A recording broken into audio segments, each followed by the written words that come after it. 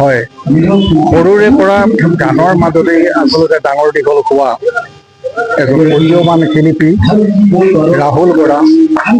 এই ৰাহুল বৰাই খুব কম বয়সতে আচলতে এটি গীত আচলতে লিখি উলিয়াইছে। আজি তাৰেই এটি গীত আচলতে শুভ উন্মোচন কৰিব গোলাঘাটৰ মাজমজিয়াত। আচলতে আজি এই ৰাহুল বৰাৰ যি ৰাঙলী আকাশ, এই ৰাঙলী আকাশ গীতটি আজি ইয়াতে শুভ উন্মোচন কৰিব। আৰু এই শুভ উন্মোচন অনুষ্ঠানলৈ মই অকণমান দেখাইছো বিভিন্ন অঞ্চলৰ আচলতে শিল্পীসকল অহাৰ পৰিলক্ষিত হৈছে। গোলাঘাটৰ গণ্য মান্য শিল্পীসকল, কবি, সাহিত্যিক সকলোকে আচলতে সকলো পৰিভৰৰ দেখা পৰিলক্ষিত হৈছে। আমি অকণমান ৰাহুল কেনেধৰণে আচলতে পালে আমি তাৰে অকণমান বুজ ল'বৰ কাৰণে আহি আছো। মই এইখন আহি আছো, মই অকণমান দেখুৱাইছো। সৰুৰে পৰা আচলতে গানৰ মাজতেই ডাঙৰ দীঘল হোৱা ৰাহুলক আপোনাৰ কেনেধৰণে চিনি পায়? আচলতে ৰাহুল এজন সুন্দৰ সংগীত শিল্পী তেখেত, আৰু আজি এটা বিশেষ দিন। এই বিশেষ দিনটো তেখেতৰ আজি জন্মদিন। জন্মদিনৰ লগতে তেওঁৰ আজিৰ দিনটোতে তেখেতৰ এটি নতুন এলবাম আজি উন্মোচন হ'ব আমাৰ এই অনুষ্ঠানতে। আমি আশা কৰিছো যে ৰাইজে মানে গানটোৰ প্ৰতি আদৰি ল'ব। আজি ৰাহুলৰ জন্মদিন উপলক্ষে আচলতে ৰাহুলে উন্মোচন কৰিব ৰাঙলী আকাশ। খুব কম বয়সতে আচলতে ৰাহুলে কেনেধৰণে আজি গোলাঘাটৰ মাজমজিয়াত আচলতে কেনেধৰণে আচলতে আজি শুভমুক্তি দান কৰিব। আমাৰ ৰাহুলৰ এগৰাকী শিক্ষাগুৰু আছে, বাইদেউ অকণমান উঠিবলৈ মই অনুৰোধ জনাইছো। খুব কম সময়ৰ ভিতৰতে ৰাহুলক কেনেধৰণে আপুনি পাইছে? ৰিলায়েন্স ছিনিয়ৰ ছেকেণ্ডেৰী স্কুলত ক্লাছ 11ত জইন কৰিছিলে, আৰু তেতিয়াই মই দেখিছিলো ৰাহুলৰ কিছুমান মানে আছিলে সেই সময়ত। আৰু আমাৰ যেতিয়া গানৰ প্ৰতিযোগিতাবোৰ পাতিছিল, সকলোবোৰ প্ৰতিযোগিতাতে খুব উৎসাহেৰে মানে যোগদান কৰিছিলে। আৰু দ্বিতীয় বৰ্ষত তেওঁ হায়াৰ ছেকেণ্ডেৰী দ্বিতীয় বৰ্ষত বেষ্ট ছিংগাৰ হৈছিল। সেইটো সময়ত best singer Reliance senior secondary. আৰু তাৰ পাছতেই তেওঁ মোক কৈছিলে যে মই মোৰ জাৰ্ণি এতিয়া মাতেৰে আৰম্ভ কৰিব খুজিছো, আৰু তাৰপিছত পিছলৈ ঘূৰি চোৱা দেখা নাই। আৰু এতিয়া দেখিছো এটা খুব ভাল এখন মঞ্চ পাইছে, আৰু আগলৈও যাতে এনেকৈ আগবাঢ়ি যায় তাৰে কামনা কৰোঁ। অসমৰ বিভিন্ন অঞ্চলত ৰাহুলে গীত পৰিৱেশন কৰিছে। আজি ৰাহুলে কেনেধৰণে আজি গীত শুভ উন্মোচন কৰা হ'ব? ৰাহুলৰ প্ৰথমটো গীত মই দেখাইছো। এয়া ৰাহুল, মোৰ জীৱনৰ প্ৰথমটি গীতৰ শুভমুক্তি ৰাঙলী আকাশ। গোলাঘাট প্ৰমোদীধাম উদ্যান, গোলাঘাট জিলাৰ আদালতৰ সমীপত আচলতে আজি এই অনুষ্ঠান কৰা হৈছে। শুভ অনুষ্ঠানত সকলোৱে আশীৰ্বাদ কৰিব। ৰাহুলক আজি ৰাহুলৰ মাতৃ আজি ইয়াত উপস্থিত আছে। ৰাহুলৰ মাতৃয়ে ৰাহুলৰ বিষয়ে কেনেধৰণে আচলতে প্ৰকাশ কৰিব?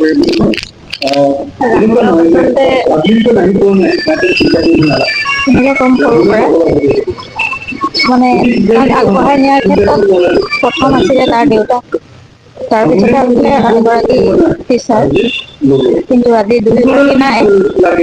এইখিনিতে তেওঁলোকলৈ মই শ্ৰদ্ধা নিবেদিছো, য'তে আছে খুব সুখত থাকক।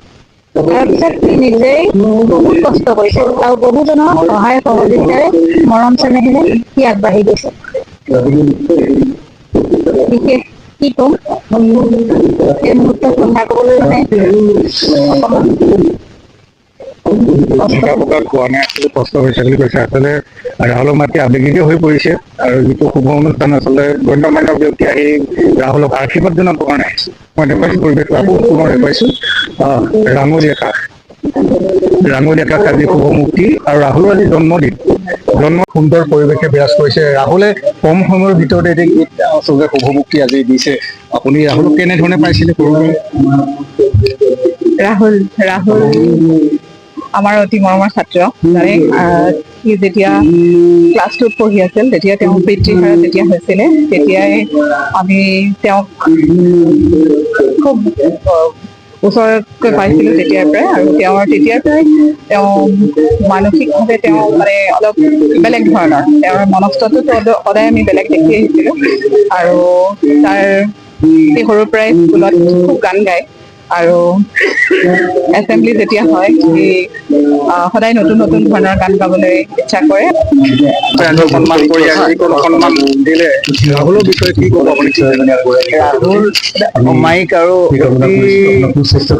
ভদ্ৰ ল'ৰা, মানে ইমান বিনয়ী সৰু কালৰ পৰা তাক মই যেনেধৰণে পাইছো আজিও সেই আচৰণে সদায় আকৰ্ষণ কৰে। গীত মাতৰ সম্পৰ্কত মই এজন শ্ৰোতা হিচাপে বা দৰ্শক হিচাপে মই যিমান জানো, আপোনালোকেও নিশ্চয় ৰাহুলৰ গীত মাত শুনিছেই। সকলোৱে মঞ্চ জৰিয়তে তেওঁ গীত গাব পাৰিছে আৰু সেইটোৱে তেওঁ আগবাঢ়ি যোৱাৰ এটা লক্ষণ, কাৰণ গীত গাবৰ কাৰণে কণ্ঠৰ যিটো প্ৰয়োজন সেই কণ্ঠটো ৰাহুলৰ আছে আৰু ভৱিষ্যতে নিশ্চয় আগবাঢ়ি যাব। তেতিয়া মই ৰাহুলক পাইছিলোঁ পুৰণা আমাৰ ইংৰাজী ক্লাবতে যেতিয়া আমাক মাতিছিলে, তেওঁ গীত পৰিৱেশন কৰিছিলে। তেতিয়াই মই ৰাহুলক পাইছোঁ। তেতিয়াই ৰাহুলৰ কণ্ঠটোৰ বিষয়ে মই অনুতপ্ত হৈছোঁ যে ৰাহুল এদিন মানে এনেকে জাকত জিলিকা হৈ আগবাঢ়ি গৈ থাকিব। আৰু ৰাহুলক এতিয়াও পাই গ'লে মোৰ নিজৰ ভাই নিজৰ ল'ৰাটোৱে নহ'ব। মই ল'ৰাটো ইমান মৰম লাগে, ইমান ভাল লাগে। মই আজি কৈছিলোঁ ৰোজা ৰমজান মাহ ৰাহুলে কোৱাৰ লগে লগে মই মানে থাকিব নোৱাৰি, সমাজৰ বিপদটো ধুব লাগিব, ৰাহুলক শুভেচ্ছা দিব লাগিব। ধন্যবাদ আৰু ভাল লাগে। গতিকে ৰাহুলক মই আপোনাৰ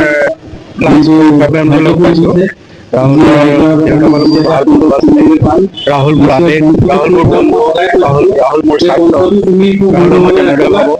ৰাহুলক মানে ক্লাছ 4 মানে পঢ়িছিলে আৰু সি তেতিয়া বহুত দীৰ্ঘ আছিল। লক্ষ্য কৰিছিলোঁ এদিন মানে সাংস্কৃতিক মানে উন্নতি কৰিব। ৰাহুলৰ লগত আমাৰ সম্পৰ্ক